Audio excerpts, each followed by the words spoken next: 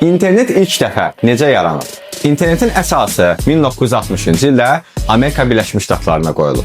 O dövrdə alimlər bir-birindən uzaq məsafədə yerləşmiş kompüterləri birləşdirərək informasiyaların sürətli və təhlükəsiz şəkildə paylaşılmasını təmin etmək istəyirdilər. Və bu ideya ilə ilk dəfə ARPANET yarandı, yəni internetin atası. Və beləliklə 1969-cu ildə ARPANET yalnız 4 universiteti birləşdirməyi bacardı.